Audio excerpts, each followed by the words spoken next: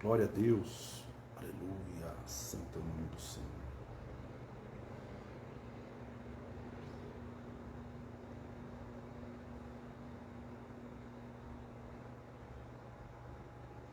Santo é o nome do Senhor.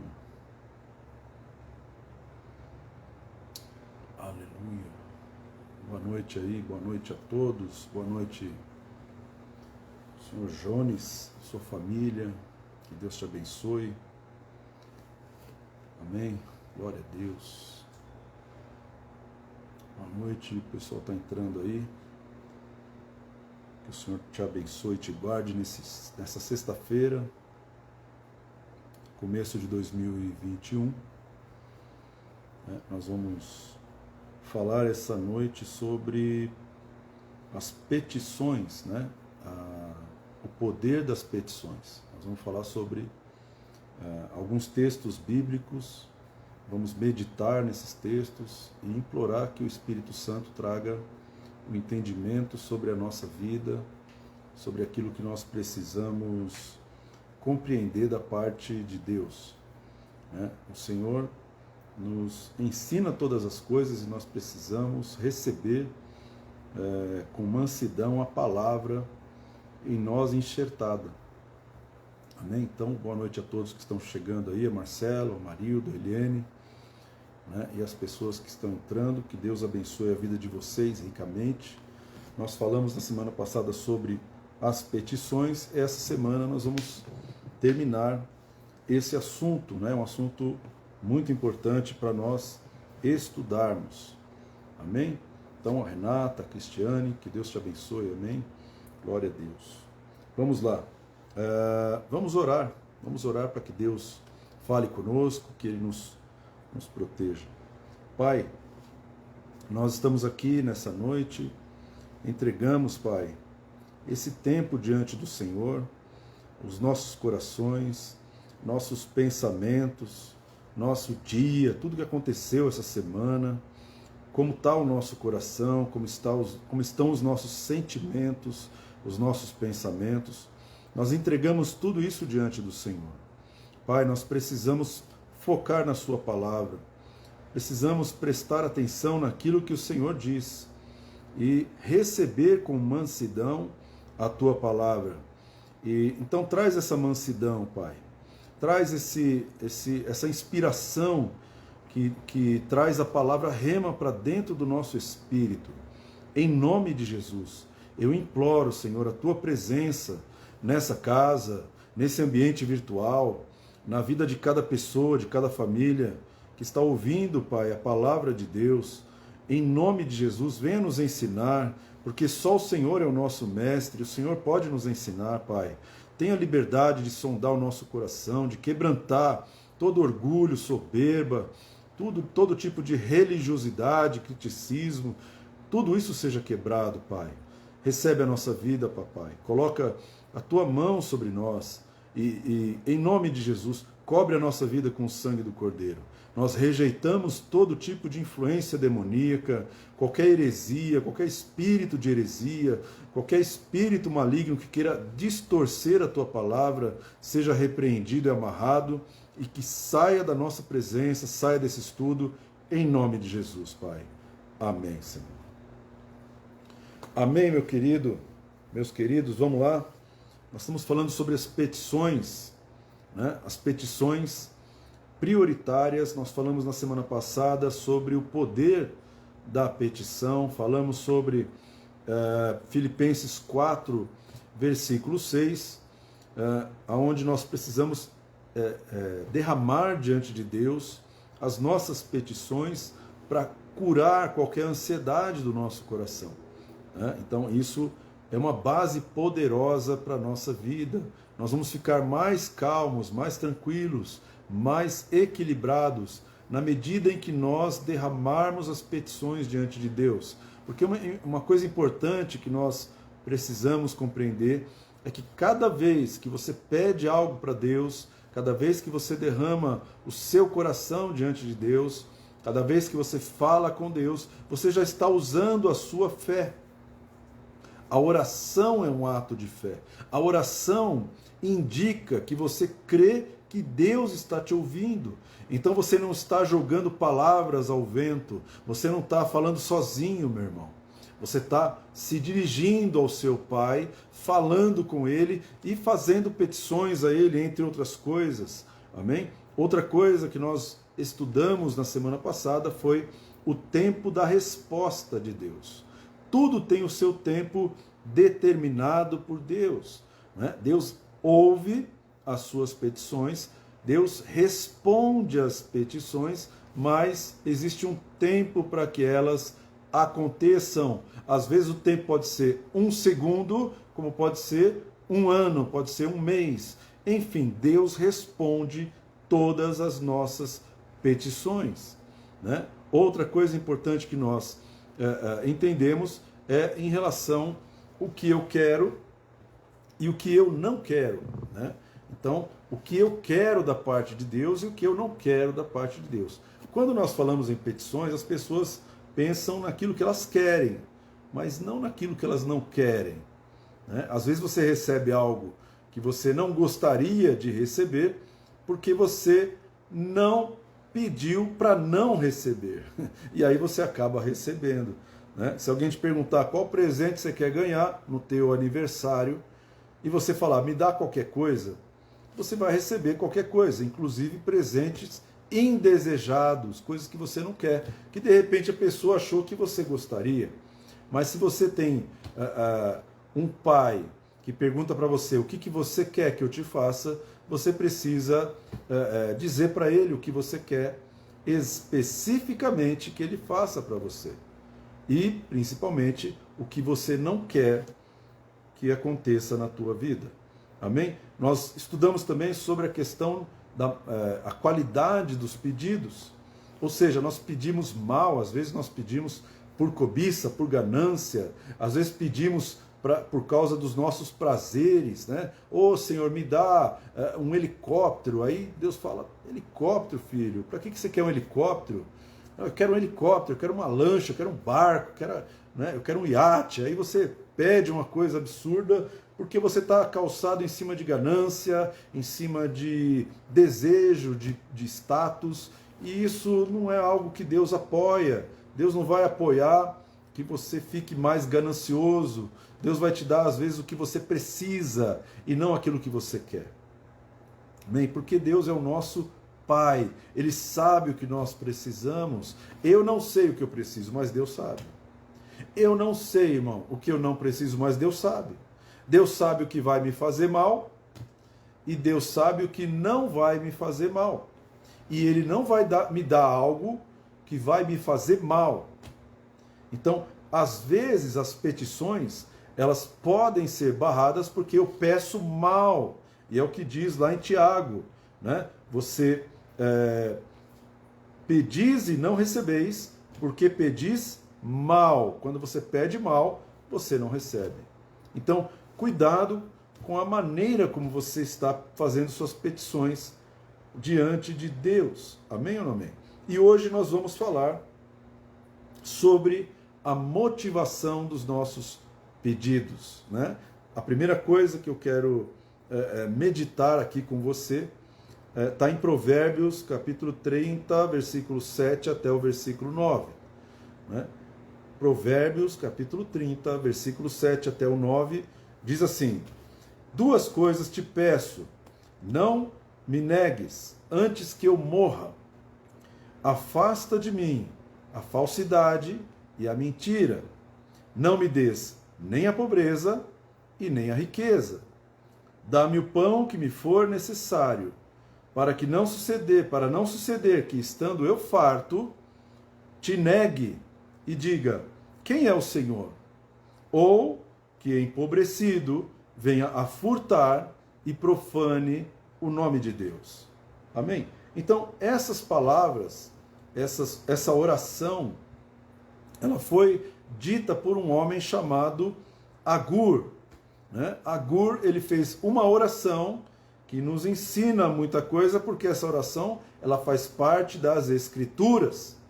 Essa oração faz parte da palavra escrita, do grafo, e foi escrita para o nosso ensino.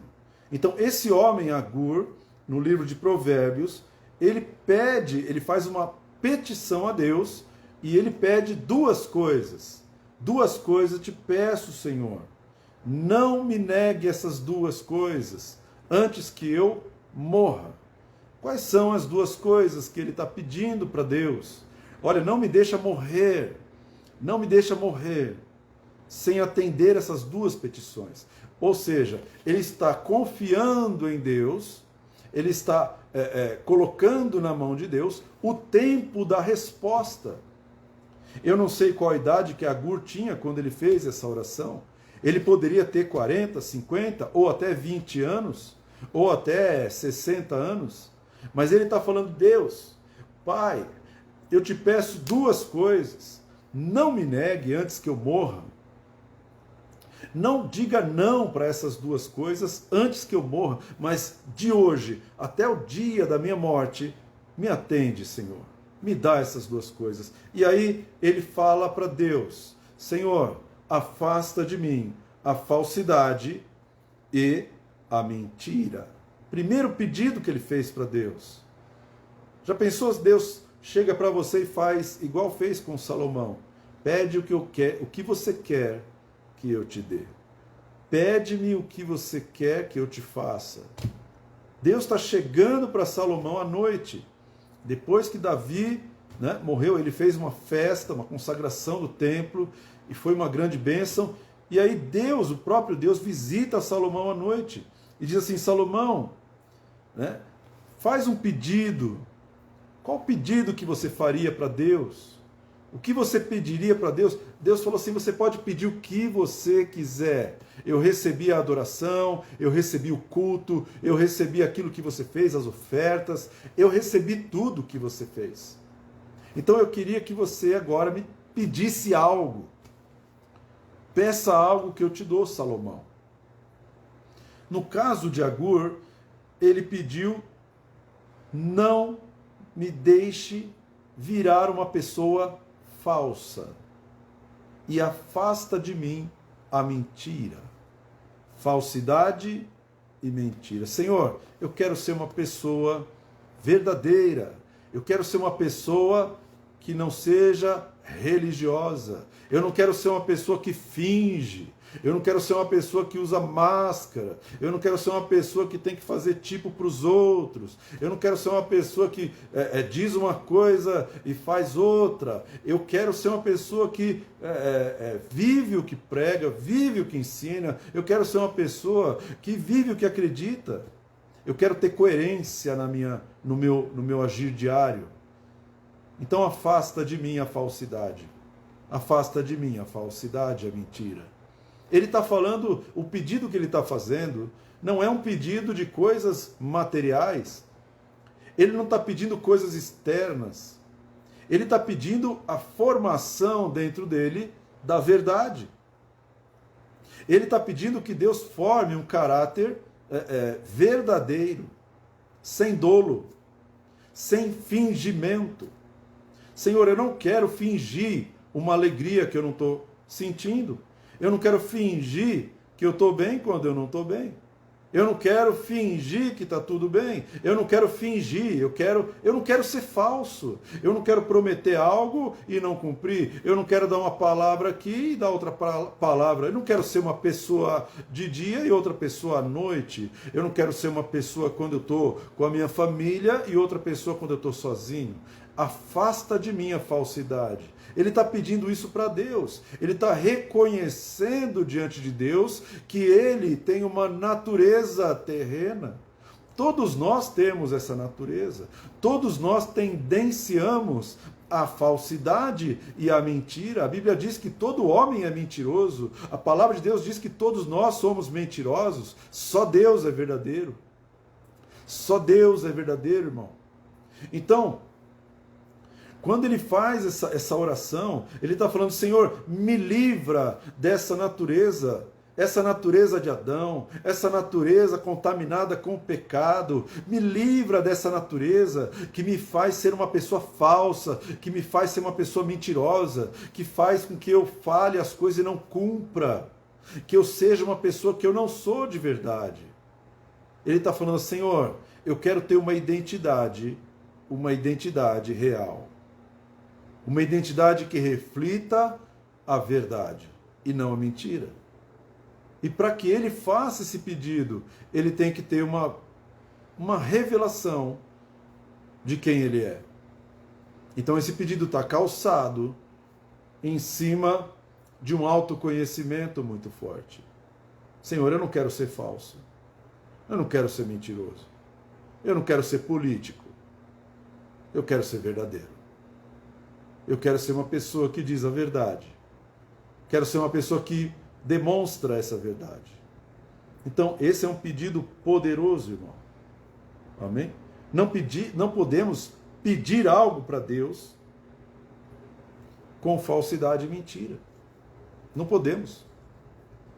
Porque você e eu nunca poderemos esconder de Deus quem nós somos. A Bíblia diz: todas as coisas estão nuas e patentes diante daquele a quem nós vamos prestar contas. Todas as coisas estão nuas e patentes. Eu estou nu diante de Deus.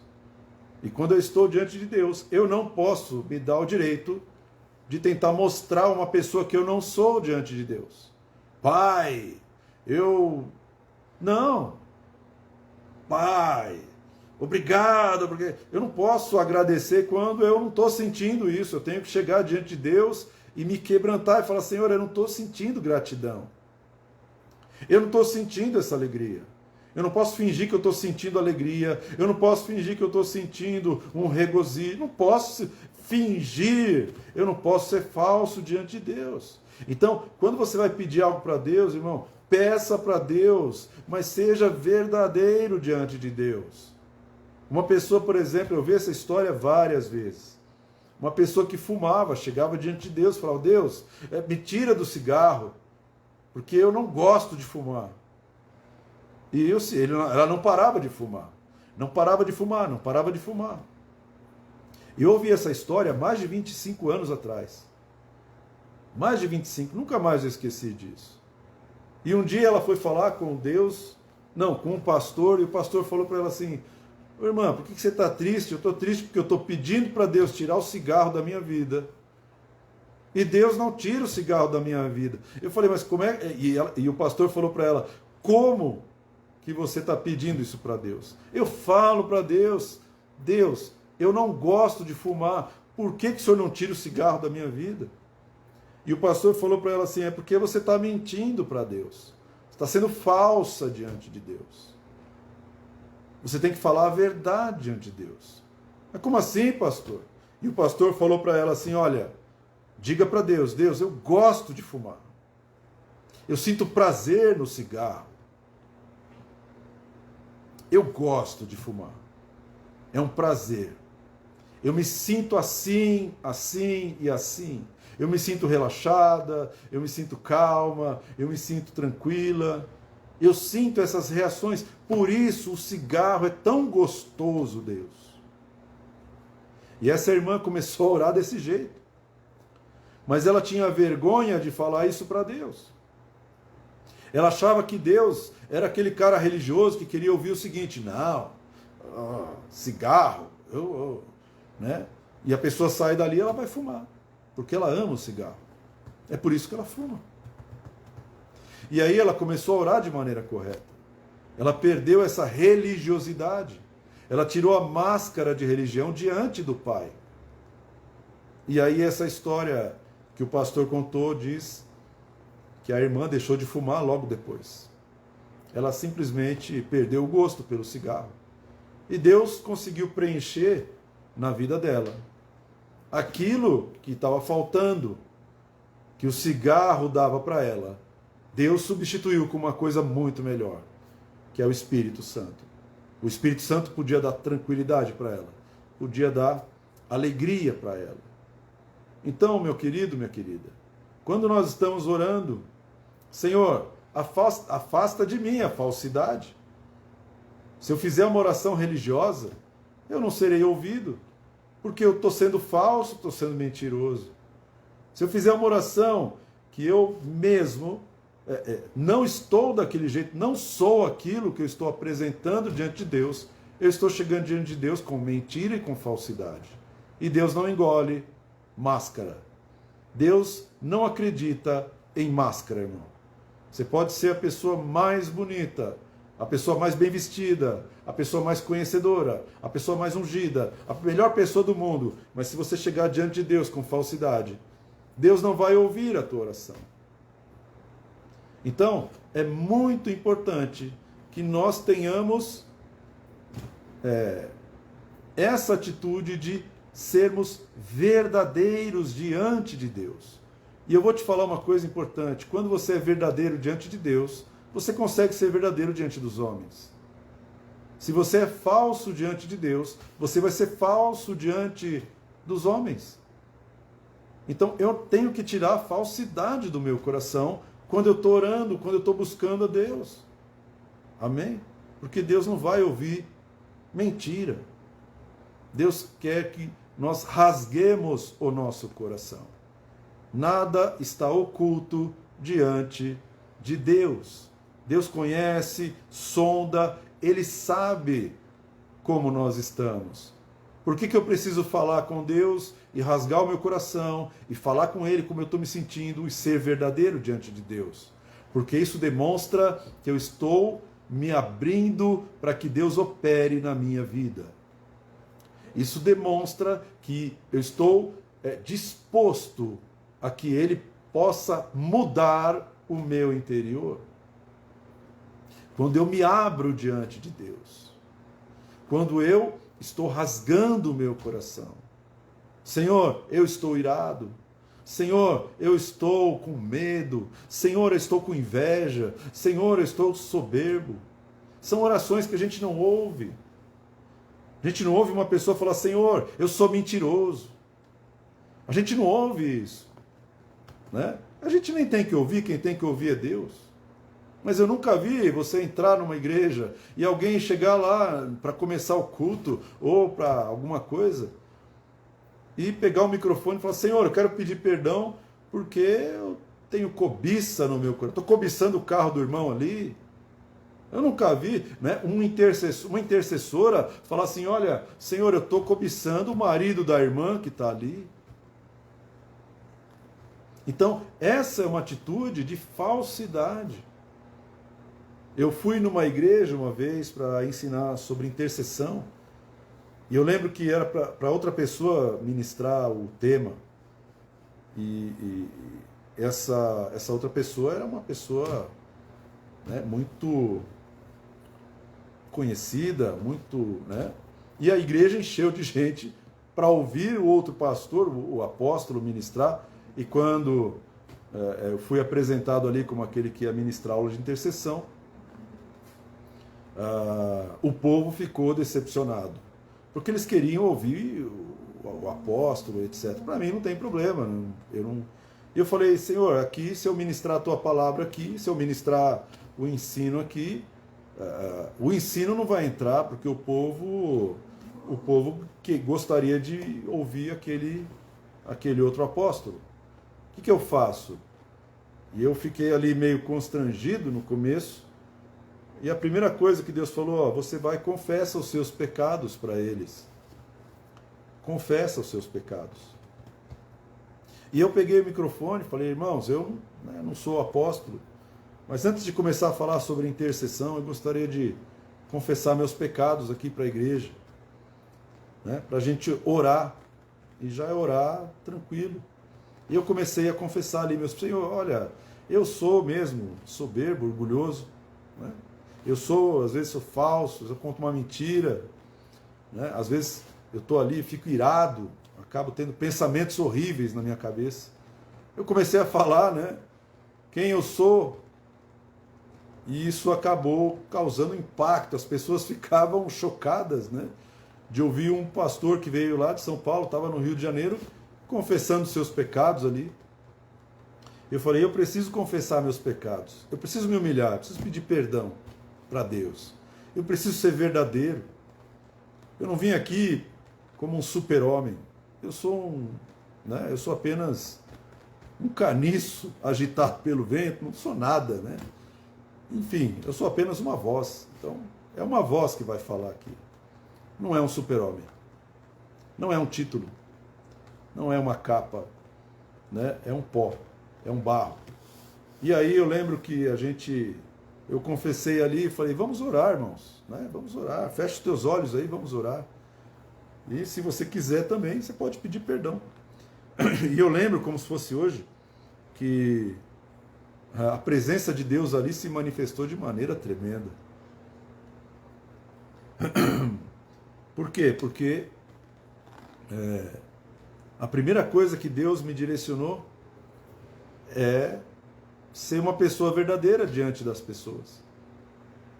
E aí aquilo quebrou aquela religiosidade, aquela falsidade, aquela idolatria, né? Aquele desejo de ver um homem, né? O foco estava no homem, não estava no conteúdo, não estava no ensino, não estava em Deus, estava no homem. Então, a confissão, ou seja, abrir o meu coração ali, me expor para as pessoas, né, foi um ato profético que quebrou a falsidade e a mentira. Né? E eu lembro que a aula foi uma bênção, a gente conseguiu ministrar, foi uma bênção. Então lembra dessa história, amém? Lembra dessa história. Todos nós precisamos orar como Agur orou. Senhor, afasta de mim a mentira.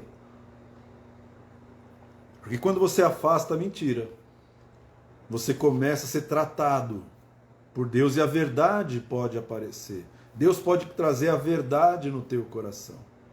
Amém, meu querido, minha querida? Outra coisa, que aí a gente vai entrar numa outra dimensão, na oração de Agur, a segunda coisa que ele pediu para que Deus desse para ele, é para que Deus não desse para ele, não me des, Senhor, não me dê a pobreza e não me dê a riqueza. É a segunda petição de Agur. Então, presta atenção, irmão. Ele está falando, Senhor, não me dê a pobreza. Ele está reconhecendo que quem dá a pobreza é Deus. E quem dá a riqueza é Deus. E a Bíblia confirma isso. Deus abate e Deus também exalta. Deus levanta quem Ele quer e Deus abate quem Ele quer. Deus leva para o deserto quem Ele quer e Deus leva para Canaã quem Ele quiser. Deus faz o que Ele quer. Ninguém pode questionar o que Ele faz. E aí ele, reconhecendo a soberania de Deus, reconhecendo que Deus é poderoso, reconhecendo que Ele pode fazer todas as coisas e que Ele está no comando e não o homem, é Deus que comanda e não o homem. Quando ele reconhece isso, ele fala, Senhor, eu vou te pedir uma coisa, na tua soberania, no teu senhorio, no teu governo, no teu reino, Senhor, não me dê a pobreza e nem a riqueza. Não me deixa pobre e também não me deixa rico. Bom, a primeira frase, irmão, a gente pode compreender. Todos nós não queremos a pobreza. Todos nós não queremos a miséria. Por quê? Porque nós queremos mais. Não queremos menos. Nós sempre queremos mais. Se você pegar uma criança e entrar com ela numa loja de brinquedos, ela vai querer mais. Se a criança assistir um comercial de brinquedo, ela vai querer aquele brinquedo. Ela tem vários brinquedos, mas vai querer mais. Né? Se você comprar um carro 1.0 e sair 1.1, você vai querer mais. Se você ganha 3 mil, você não vai ficar satisfeito com 3 mil, você vai querer mais. Você nunca quer menos, nem eu. Nós fomos ensinados, temos a tendência a querer mais. E essa base, ela é importante quando nós estamos pedindo coisas para Deus. O homem é insaciável. O homem, ele quer as coisas de maneira incansável. Alguns querem trabalhar, não se cansam de trabalhar. E se eles param de trabalhar, eles ficam com depressão. Então o trabalho para eles já deixou de ser uma bênção. e passou a ser um chefe, um feitor de obras. Ou seja, eu sou escravo do trabalho. Então, nós precisamos compreender essa nossa insaciabilidade. Precisamos compreender esse mecanismo que está dentro de nós, desde criança, de querer mais, quer mais, eu quero mais, nunca está bom, nunca está bom. Agur, esse homem, ele olhou para Deus e falou: Senhor, o Senhor é soberano. Se o Senhor quiser, o Senhor vai me empobrecer. Se o Senhor quiser, o Senhor vai me enriquecer. A soberania é tua, não é minha. Tem gente que trabalha e não chega em lugar nenhum, irmão. Tem gente que estuda e não consegue prosperar. Já viu isso acontecer? Tem gente que nunca estudou e prosperou. Tem muito engenheiro mendigo na rua. E tem muito analfabeto dono de empresa. Então quem determina essas coisas é um diploma ou é Deus? Então Deus exalta e Deus abate. Deus sabe o que é melhor para cada um de nós. Mas quando Agur vai chegar diante de Deus, ele fala: Senhor, eu te imploro que o Senhor não me dê a pobreza. Por quê? Então aí eu quero que você chegue diante de Deus e quando você for fazer o seu pedido, lembra de falar para Deus por que você quer aquilo que você está pedindo. Não é só pedir aquilo. A Bíblia diz assim: apresenta diante de mim. Deus falando assim: se achega, se aproxegue, chega próximo de mim. Entremos juntos em juízo. Entremos juntos para quê? Para brigar? Não, para argumentar. Apresenta as tuas razões para que eu te possa justificar. Apresenta as tuas razões. Apresenta os seus argumentos. Por que você quer o que você está pedindo? E por que você não quer o que você está rejeitando? Então ele está falando: não me dê a pobreza, Senhor. Por quê? Porque se eu ficar empobrecido, eu vou começar a furtar. E eu vou profanar o nome de Deus. Então, olha o argumento que Agur está utilizando nesse pedido. Senhor, eu não quero, tira de mim a pobreza, não porque eu quero ficar rico, mas porque eu não quero profanar o teu nome. E eu não quero pecar, irmão. Nós temos que ter a dimensão do que algo na nossa vida vai fazer com a nossa vida espiritual. O que a pobreza pode fazer comigo? Eu tenho certeza que se eu ficar pobre, eu vou sair na rua e eu vou começar a furtar, eu vou começar a pecar e eu vou profanar o nome de Deus. Eu vou profanar o nome de Deus. Então, o argumento diante de Deus: Senhor, eu nasci para a tua glória. Eu nasci porque eu tenho um chamado para ser a sua imagem e semelhança. Eu nasci porque o Senhor me destinou à santidade e não ao pecado. Então não me dê a pobreza, porque se o Senhor me der a pobreza, se o Senhor me der a pobreza, eu vou furtar, eu vou cair em pecado e eu vou profanar o teu nome. Eu vou amaldiçoar o Senhor. Eu nasci para estar no altar, para santificar o teu nome, mas eu vou pegar esse altar e vou profanar. O que é profanar o nome do Senhor? Profanar o nome do Senhor, irmão, é quando você tira o Senhor Deus do altar e coloca outro Deus no altar do Senhor. Isso é profanação. Então ele está falando: se eu ficar muito pobre, eu posso colocar outro Deus no teu lugar. Eu posso alterar a pregação da tua palavra, o estudo da tua palavra pode ser alterado porque eu estou pobre. Eu posso usar a tua palavra para ganhar dinheiro. Eu posso usar o meu sacerdócio com fins econômicos para fugir da pobreza. Eu posso manipular a palavra, eu posso profanar a tua verdade, só porque eu quero dinheiro. Não me dê a pobreza, Senhor. Não me dê a pobreza. Porque eu fui destinado para o altar, fui destinado para o louvor, fui destinado para a intercessão, fui destinado para a adoração. E eu não quero lançar mão das ofertas, dos dízimos, dos holocaustos, dos sacrifícios que são consagrados a Ti. Eu não quero lançar mão daquilo que é santo, daquilo que foi santificado para o Senhor. É isso que a Agur está falando.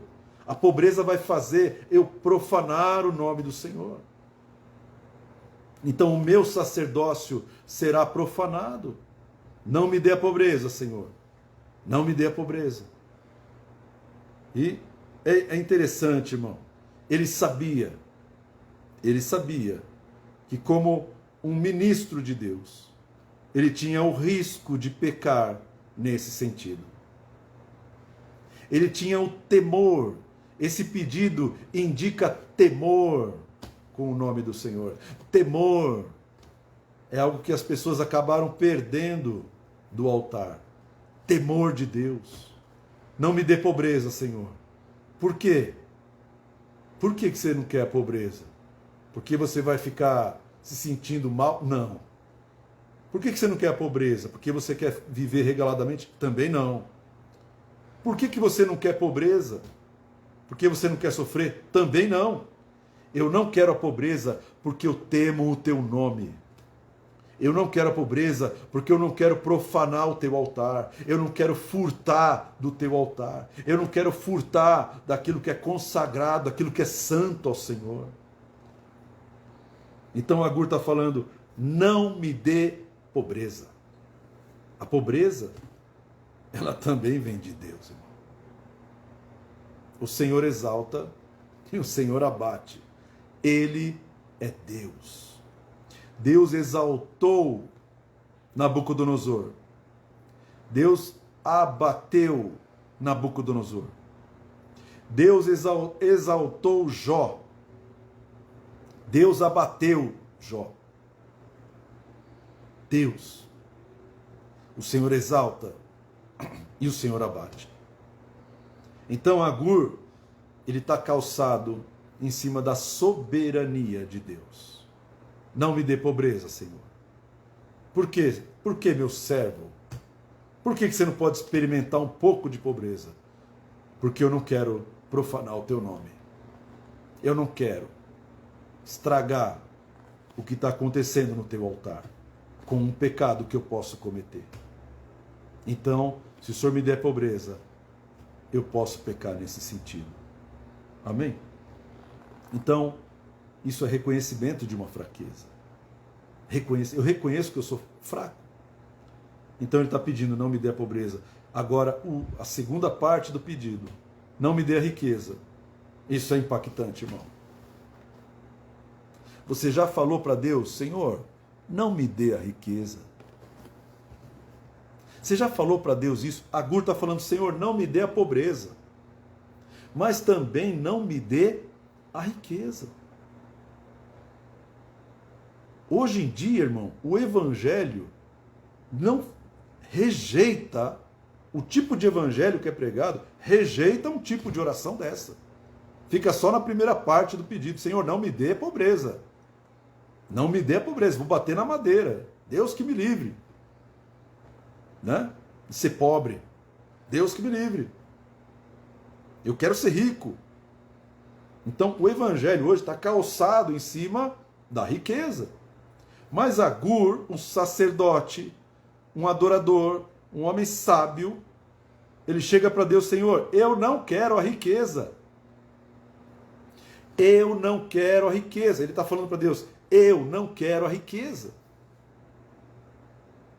Como assim? E se Deus falasse assim, Agur, mas eu tinha preparado para você, servo meu. Eu tinha preparado para você o melhor da terra. Tinha preparado para você casas, apartamentos, jatos, aviões, uma empresa, corporações que vai, né, multinacionais, mega, super, multi. Você seria reconhecido no mundo. Era isso que eu tinha preparado para você, vaso. O Agur fala assim: Senhor, não me dê, não quero. Eu não quero. Ele está pedindo: Senhor, não me dê a riqueza antes que eu morra. Me conceda isso. Não me dê a riqueza. Por quê? Ele está falando: não me dê a riqueza. Por quê? Porque se a riqueza chegar, eu vou ficar soberbo. Eu vou ficar soberbo. Eu vou te negar. E eu vou dizer assim: quem é o Senhor? Quem é o Senhor? Sabe o que isso indica, irmão? Um homem que sabe que, primeiro, um homem que sabe que a riqueza vem de Deus. A riqueza não vem do meu braço. Não. Não vem da minha cabeça. Também não. A riqueza não vem desse mundo? Também não. A riqueza vem de Deus. A riqueza vem de Deus. É a primeira coisa que eu vejo. A pobreza, Deus pode dar pobreza, Deus abate, mas Deus exalta. E Deus exalta aquele que Ele quer. Então, Senhor, não me dá riquezas. Por quê? Porque se eu tiver farto, se eu tiver cheio, se eu tiver em abundância, se eu tiver com boa medida, recalcada, sacudida e transbordante, eu vou te negar. Sabe por que eu vou te negar, Senhor? Porque isso daqui é carne, isso daqui é homem. Isso daqui, ó, é alguém que não sabe lidar com poder, não sabe lidar com autoridade, não sabe lidar com riquezas. Senhor, não me dê riqueza, porque eu vou me perder. Ele está implorando para Deus. Não me negue esse pedido antes que eu morra. Não me negue. Provérbios capítulo 30, versículos 7 a 9. Não me negue esse pedido, não me dê a riqueza. Mas por que ele está falando isso? Ô Agur, se você tiver riqueza, você vai poder ajudar muita gente, meu irmão. Se você tiver riqueza, você vai poder dar casa para um monte de gente, comida para um monte de gente. Se você tiver riqueza, você vai poder dar roupa para muita gente, emprego para muita gente. Se você tiver riqueza, você vai fazer o bem, você é um homem do bem. Mas o Agur, ele fala para Deus: Deus, eu sei o poder do dinheiro na minha vida. Eu sei o poder da fama na minha vida. Eu sei o poder dessas riquezas na minha vida. Não me dê riqueza, Senhor. Uma vez, irmão, quando eu morava com meu pai, aqui na Tatarina, Vila Santa Catarina aqui, pedia. Eu estava um dia na casa do meu pai, tinha voltado do colégio interno, e alguém bateu as palmas no portão. E eu fui lá no portão para saber quem era. Quando eu cheguei no portão, eu vi um homem todo maltrapilho, todo mendigo. E eu lembro que eu não esqueço disso, irmão, porque para mim foi marcante. Faz muito tempo isso. Muito tempo. E esse homem olhou para mim e eu falei: pois não? Ele falou assim: olha, amigo, eu queria pedir para você um pouco de feijão e um pouco de arroz. Porque eu tenho família em casa e nós precisamos comer. Então você teria condições de separar um saquinho aí, um pouquinho de feijão, um pouquinho de arroz, para eu poder fazer uma comida para minha família em casa? E aí eu virei as costas para ele, falei: só um minutinho, né? Só um pouquinho, espera um pouquinho aí. E eu cheguei ali, né, no meu quarto e peguei 10 reais. 10 reais. E entreguei na mão dele. Levei lá para ele os 10 reais e entreguei na mão dele os 10 reais. Eu não esqueço, irmão, o que esse homem falou. Ele falou assim, olha, o que foi que eu te pedi? Eu te pedi arroz e feijão. Eu não te pedi dinheiro. Por que você me deu dinheiro? Eu falei, rapaz, mas se você pegar esse dinheiro, você pode comprar arroz, feijão, você pode comprar até mais do que você está pedindo. Ele falou, então, mas se eu pegar esse dinheiro, eu vou comprar droga. Eu não quero dinheiro. Se você não tem arroz, feijão aí para me ajudar, não tem problema. Mas não me dá dinheiro. E me devolveu o dinheiro, os 10 reais. Ele me devolveu o dinheiro. Eu não sabia se eu ficava chateado porque ele não aceitou o dinheiro, ou se eu fiquei impactado, porque a sabedoria que ele demonstrou ali foi algo que eu não conhecia. É a sabedoria do Agur. Senhor, não me dá dinheiro, porque eu vou comprar droga. Não me dá dinheiro porque eu vou comprar arma. Não me dá dinheiro porque eu não sei gastar dinheiro. Não me dá dinheiro porque eu não sei me controlar. Não me dá dinheiro porque eu vou achar que eu sou senhor de mim mesmo. Eu vou me esquecer que o Senhor existe. Eu vou me esquecer que existe um Deus. E eu vou te negar. Não me dá dinheiro. É isso que Agur está pedindo. Na palavra de Deus, livro de Timóteo, capítulo 1 Timóteo 6, 9 e 10. 1 Timóteo 6, 9 e 10.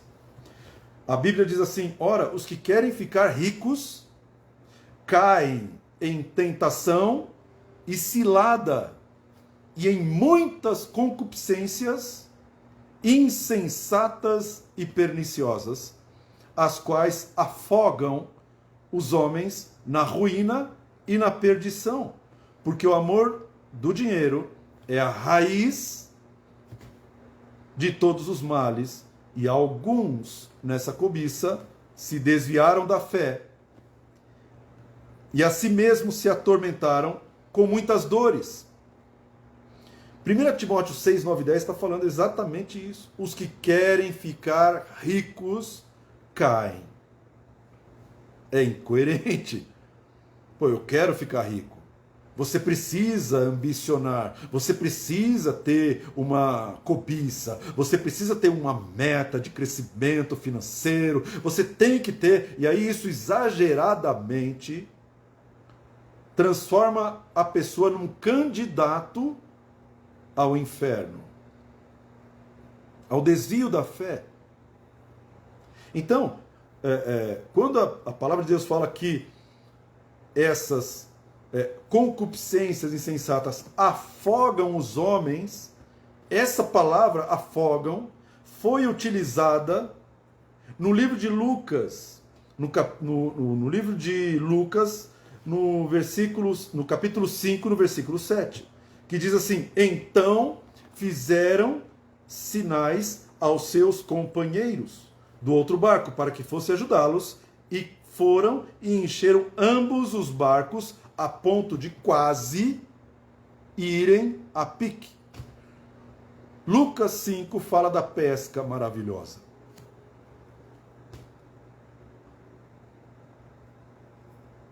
A pesca maravilhosa foi quando Pedro jogou a rede sobre a palavra que Jesus havia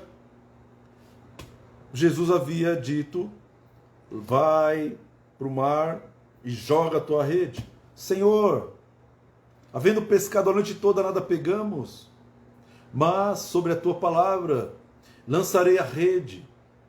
E ele fez isso, lançou a rede. E quando ele puxou a rede, veio tanto peixe. Tanto peixe. Ele era pescador. E muito peixe para um pescador é uma prosperidade tremenda.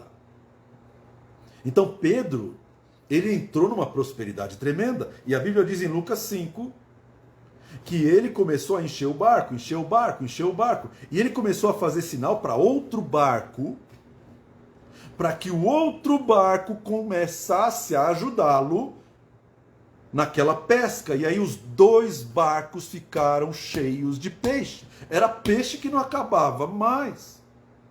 Era tanto peixe que quase os barcos afundaram. Eles quase afundaram o barco por causa da prosperidade. Eles quase afundaram as suas vidas. E a Bíblia está dizendo em Timóteo 6 que por causa disso os homens são afogados em ruína e perdição. Lucas 5 está revelando que a riqueza vem de Deus. A riqueza vem de Deus. O que eu acho interessante, irmão, é que Pedro, voltando da pesca maravilhosa, ele ficou com medo, porque ele sabia que quase os barcos foram a pique, quase ele se afogou por causa da riqueza, quase ele perdeu a fé por causa da riqueza. E Jesus vira para ele e fala assim, ó, deixa tudo e me segue. Deixa tudo e me segue. Porque daqui em diante, você será pescador de homens. Você não será pescador de peixes. Então, grava bem isso, irmão. Agur falou, Senhor, não me dê a riqueza. Porque a riqueza carrega perigos espirituais. Na riqueza existem perigos espirituais. Amém? Mateus 6,24 diz assim, ninguém pode servir a dois senhores, porque ou há de aborrecer-se de um e amar o outro, ou se devotará a um e desprezará o outro. Não podeis servir a Deus e às riquezas. Agur falou assim, não me dê a riqueza, porque se o Senhor me der a riqueza, eu vou desprezar o Senhor. Se o Senhor me der a riqueza, eu vou me aborrecer do Senhor. Se o Senhor me der a riqueza, eu vou virar as costas para o Senhor. Agur já sabia dessa realidade. Então ele fala, Senhor, não me dê a riqueza. E Jesus está falando a mesma coisa. Jesus está falando assim, ninguém pode servir a dois senhores. Paulo falou assim, os que querem ficar ricos vão cair em tentação e laço. Os que querem ficar ricos caem em tentação e laço. Em ciladas. Os que querem ficar ricos. Então, por que nós estamos falando da riqueza? Porque a petição, ela tem que ser avaliada na sua motivação. Por que você não quer ficar pobre? Porque eu não quero profanar o nome do Senhor. Tá, então você quer ficar rico? Não. Me dá somente o necessário, Senhor. Me mantenha na tua presença, Senhor. Me dá um estilo de vida. Me dá um tipo de provisão, aonde eu vou continuar te servindo, vou continuar te adorando, eu vou continuar ouvindo a sua voz, eu vou continuar falando contigo, vou continuar buscando a santidade. Me dá um tipo de vida, um estilo de vida, aonde eu não vou profanar o teu nome e também não vou esquecer do teu nome. Onde eu não vou cair em cilada, em tentação. E se sabe que essa questão da riqueza, ela é importante porque grande parte dos casamentos, a maioria dos casamentos, que são alianças, elas se desfazem por causa das riquezas, mais do que por causa de adultérios. Alguns adultérios são tolerados por esposas e até por maridos, quando existe muito dinheiro envolvido. Aquilo vira uma convivência, o adultério. Mas quando acaba o dinheiro, ou quando sobra o dinheiro, normalmente as pessoas se separam por ganância, por achar que estão vivendo menos do que o outro. Então, Agur, ele está falando, Senhor, eu tenho uma aliança contigo. Eu não quero a pobreza, porque a pobreza vai fazer eu quebrar essa aliança. Eu também não quero a riqueza, porque a riqueza da mesma maneira vai me fazer cair em tentação e laço. E eu vou me esquecer do Senhor. Amém? Então, meu querido, quando você estiver pedindo algo para Deus, tenha consciência do que aquilo que você está pedindo vai causar na tua vida espiritual. O que aquilo que você está pedindo vai causar dentro do teu coração. Será que isso vai mudar o teu relacionamento com Deus? Será que o que você está pedindo não vai fazer você desprezar a Deus? Vai fazer você profanar o altar do Senhor? Então é muito importante que a gente faça um autoexame, que a gente ore sobre isso e peça para Deus: Senhor, coloca temor no meu coração. Não permita que eu me afaste dos teus caminhos. Não permita, Senhor, que os meus desejos, as minhas vontades, os meus projetos e planos sejam maiores do que a minha vida espiritual na tua presença. Amém? Então, grava bem essa palavra, irmão. Uma palavra que a Agur deixou para nosso conhecimento. Que o Senhor tenha misericórdia de nós. Grava bem isso. Senhor, me dá uma vida digna. Por isso, Jesus ensinou uma das primeiras coisas que Jesus ensinou. Olha para as aves do céu. As aves do céu são pobres? As aves do céu são ricas, irmão? As aves do céu têm classe social, classe econômica? As aves do céu não têm nada disso. Elas não, nem trabalhar elas trabalham. Elas não fiam. Elas não costuram. Contudo, vosso Pai Celestial as alimenta. Então você vai pedir coisas para Deus? Lembra que você vale mais do que esses pássaros. Pássaro não tem classe social. Se você olhar os passarinhos aqui em São Paulo, ou lá na praia, em todo lugar tem passarinho, irmão. Deus não falha com os passarinhos. Deus não falha. Eu não sei como tem passarinho na cidade grande. Outro dia tem um tucano apareceu aqui. Um tucano. Aquele bico enorme. Impressionante. Eu falei: Senhor, como que esse tucano sobrevive numa selva de pedra? Vosso Pai Celestial os alimenta. Como que um tucano vive? O Pai alimenta. Então olha para as aves do céu. E quando você for fazer o pedido, irmão, saiba que Deus é soberano. Deus pode exaltar, Deus pode abater quem Ele quer.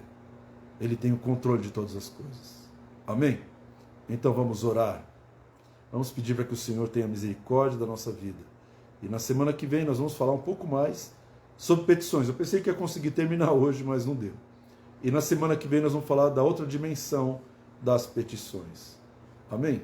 Pai, em nome de Jesus, nós te agradecemos pela tua palavra. Te agradecemos, Pai, porque nós podemos meditar e melhorar diante do Senhor. Pai, não nos deixe sair da tua presença. Não permita que qualquer coisa que nós peçamos a ti, Senhor, nos afaste da tua presença. Se um pedido que eu fizer a ti me afastar da tua presença, não conceda, Senhor. Não conceda, porque eu não tenho o grau e o nível de autoconhecimento suficiente para saber se aquele desejo, se atender aquele desejo, vai causar um desvio do teu caminho, da tua palavra. Então, Senhor, me mantenha nos teus caminhos, Senhor. Não me deixa desviar nem para a direita, nem para a esquerda. E não permita que a riqueza ou a pobreza traga sobre a minha vida qualquer tipo de queda. Em nome de Jesus. Abençoa, cobre com o sangue do Cordeiro a nossa vida, Pai. E nos ensina a pedir, afasta de nós a falsidade religiosa. Afasta de nós, Senhor, a mentira. Não queremos mais orar, Pai, mentindo ao Senhor, apresentando para o Senhor algo que nós não somos, que nós não vivemos. Perdoa, Pai, toda vez que nós fizemos isso. E guarda o nosso coração, em nome de Jesus. Amém. Amém, meu querido, minha querida, que Deus te abençoe, que Deus te guarde, que Deus faça resplandecer o seu rosto sobre ti, que Ele tenha misericórdia de ti e que Ele te dê a paz. Amém? Que Deus te abençoe em nome de Jesus.